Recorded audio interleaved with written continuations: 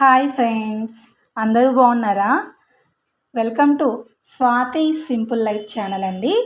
ఈ ఛానల్లో ఈ వీడియో రెండోదండి. ఈరోజు ఈ వీడియోలో నా సింపుల్ డైలీ రొటీన్ను మీతో షేర్ చేసుకోవాలనుకుంటున్నాను. ఉదయం లేచిన నుంచి రాత్రి వరకు ఏం చేశాను అనే విషయాలని మీతో షేర్ చేసుకోవాలనుకుంటున్నాను. ముందుగా మార్నింగ్ బ్రేక్ఫాస్ట్ కోసము ముందు రోజు మార్నింగే నేను మినుముల దోశ చేసుకుందాము, హెల్దీ బ్రేక్ఫాస్ట్ చేసుకుందాం అన్నట్టుగా ఒక కప్పు మినపపప్పుని పొట్టు మినపప్పు ఉంటుంది కదా, ఆ పొట్టు మినపప్పుని బాగా 4 times కడిగి వాటర్ వేసి పెడతాను. మార్నింగ్ మనం మిక్సీ పట్టుకోవడమే అండి. తర్వాత అదే ముందు రోజు రాత్రే మెంతులు వాటర్ తాగితే వెయిట్ లాస్ అవుతారనేసి కొన్ని మెంతులు తీసుకొని గ్లాస్లో వాటర్ వేసి పెట్టి మార్నింగ్ పడకడుపున తాగితే వెయిట్ లాస్ అవుతారన్నట్టుగా ఇది చేస్తున్నానండి.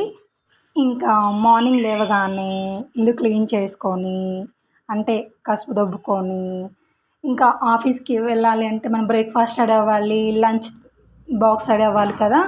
సో లంచ్ బాక్స్ కోసము ముందుగానే రైస్ కడిగి పెట్టుకున్నానండి.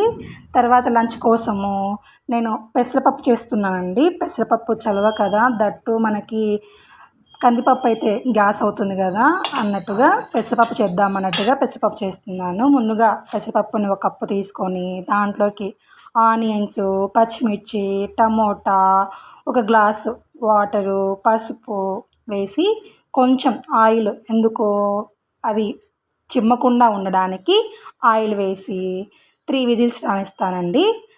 తర్వాత బ్రేక్ఫాస్ట్ కోసము నేను ముందుగానే మినపట్టు చేద్దామని మినపలు నానబెట్టుకున్నాను కదా ముందు రోజు రాత్రి.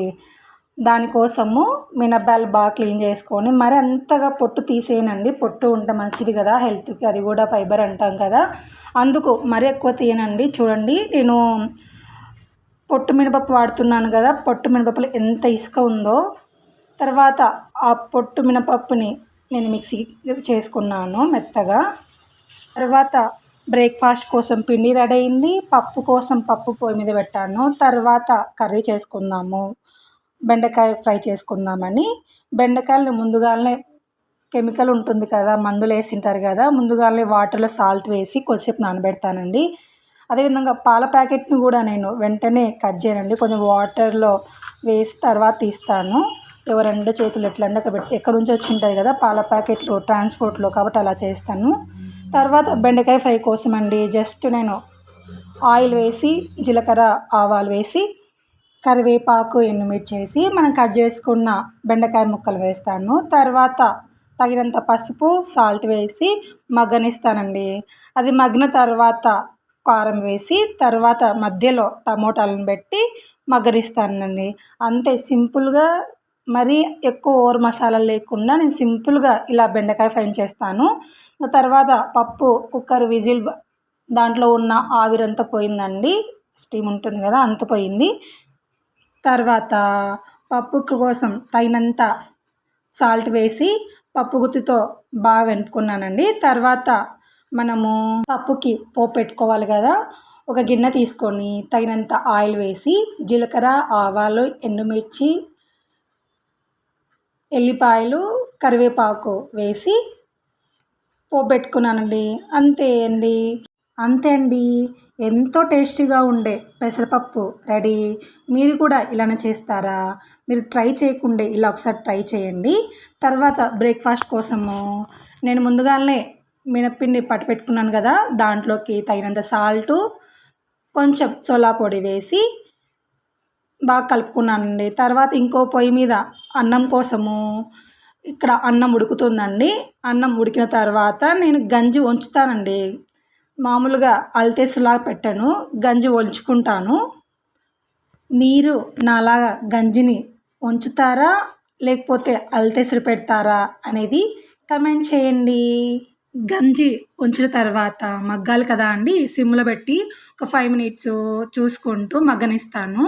అంతే అండి, ఈరోజు లంచ్ బాక్స్ కోసము అన్నము, పెసరపప్పు, బెండకాయ రెడీ అండి. లంచ్ బాక్స్ కోసం అన్నీ రెడీ అయ్యాయి కదా, తర్వాత నేను రెడీ అయ్యి ఇంకా బ్రేక్ఫాస్ట్ కోసము దోశ చేసుకుంటున్నానండి. నేను ఫస్ట్ రావేమో లేవేమో దోశలు అనుకున్నాను. బట్ బాగానే వచ్చాయండి, బాగానే లేసాయి. మరి నేను వెడల్పు వేయలేదు, కొంచెం మందంగానే వేసాను. మళ్ళీ వేస్తాయో లేవో అన్నట్టుగా డౌట్ఫుల్గా వేసాను. ఉత్త మినప్పిండే కదండి, కాబట్టి కొంచెం లైట్గా అతుక్కున్నట్టు వచ్చాయి కొంచెం పెన్నానికి. బట్ బాగున్నాయండి, బాగా సాఫ్ట్గా మెత్తగా ఉన్నాయి దోశలు బాగానే వచ్చాయి. లేవేమో అనుకున్నాను. ఇది చాలా హెల్దీ రెసిపీ అండి. మీరు కూడా బ్రేక్ఫాస్ట్లో ఇలాంటి హెల్దీ రెసిపీని ట్రై చేయండి. బ్రేక్ఫాస్ట్లో మనము ఏం స్కిప్ చేసినా బ్రేక్ఫాస్ట్ అని స్కిప్ చేయొద్దని అంటారు కదా అండి. కాబట్టి మీరు కూడా ఇలా ట్రై చేసి మీకు ఎలా కుదిరాయో ఈ మినప దోశలు అనేది నాకు ఖచ్చితంగా కమెంట్ చేయండి. నేను ఈ మినప దోశల కోసము మళ్ళీ సపరేట్గా చట్నీ అందుకు ఏం చేయలేదండి. ముందు రోజు రాత్రి నేను రసం చేసిన్నాను. ఆ రసంతోనే నేను ఈ దోశను అద్దుకొని తిన్నానండి. బాగుంది టేస్ట్. రసంలోకి కూడా నేను సమ్టైమ్స్ ఇలానే చేస్తానండి. రసం ఉందంటే దోశలోకి ఇలా డిప్ చేసుకొని తినేస్తాను. మళ్ళీ సపరేట్గా చట్నీ అన్నట్టుగా ఏం చెయ్యనండి. ఇంకా తర్వాత లంచ్ బాక్స్ అయిపోయింది. నేను రెడీ అయిపోయి ఆఫీస్కి స్టార్ట్ అయ్యానండి. ఇంకా ఆఫీస్లో వర్క్ చేసుకొని సాయంత్రం మళ్ళీ ఇంటికి స్టార్ట్ అయ్యాను. ఇంటికి వచ్చాక తర్వాత డిన్నర్ కోసము రొట్టెలోకి వంకాయ కూర చేశాను. అంతే అండి. నేను రొట్టె కూడా మామూలుగా బండ మీద ఏం చెయ్యను. ఇట్లా ఇంతకుముందు బండ మీద చేసేదాన్ని. కానీ ఇక్కడ ఈ పొయ్యి దగ్గర గట్టు అనేది ఉంటుంది కదా, ఆ గట్టు నాకు ఇట్లా పైకి జరుపుకోవడం రాదు. అందుకు ఇలా క్లాత్ మీద నేను రొట్టె చేయడం నేర్చుకున్నాను. ఇది నాకు ఏదో సింపుల్ అనిపిస్తుందండి. మరి అంత డట్టిగా ఏం అవ్వదు. మనం నార్మల్గా మనం బండ మీద చేసామంటే రొట్టె చేయాలి అంటే రొట్టె చేయడం ఈజీనే అండి. కానీ ఆ రొట్టె పక్కన ఉన్న అదంతా పిండి అంతా పడి ఉంటుంది కదా, అది క్లీన్ చేయడం చాలా కష్టం అనిపిస్తుంది. నాకు ఈ క్లాత్ మీద ఒత్తడమే మేలు అనిపిస్తుందండి. రొట్టె మరి ఏం ఇరిగిపోదు, మనం వేసేటప్పుడు ఏం ప్రాబ్లం ఉండదు. మరీ అంత బండ అంతా పిండి ఏం అవ్వదు. నాకు ఇదే ఈజీ అనిపించింది కాబట్టి నేను ఇలానే ట్రై చేస్తున్నాను. ఇలా తడి క్లాత్ తీసుకొని క్లాత్ మీద మనము బాగా వేడి నీళ్ళతో కలుపుకున్న రొట్టె పిండిని బాగా కలుపుకొని ఇలా పెన్నం కాక ఇలా జస్ట్ ఆ క్లాత్ని పట్టుకొని ఇలా వేయడమే అండి పెన్నం మీద. ఈజీగా మనకు రొట్టె పడుతుందా పడదా, ఇరిగిపోతుందా అనే టెన్షన్ ఉండదు ఇలా చేస్తే. కాబట్టి నేను ఇలానే క్లాత్ మీదనే చేస్తున్నా. ఇలా క్లాత్ మీద చేస్తే కొంచెం మందంగా వస్తుంది రొట్టె, బండ మీద చేస్తే పతలాగా వస్తుంది. అంతే అండి డిఫరెన్సు. నేనైతే ఇలానే చేస్తాను. మీరు ఎలా చేస్తారు? మీరు బండ మీద చేస్తారా, లేకపోతే ఇలా క్లాత్లోని రొట్టె చేస్తారా అనేది ఖచ్చితంగా కమెంట్ చేయండి. అంతే అండి ఇవాల్టి వీడియో.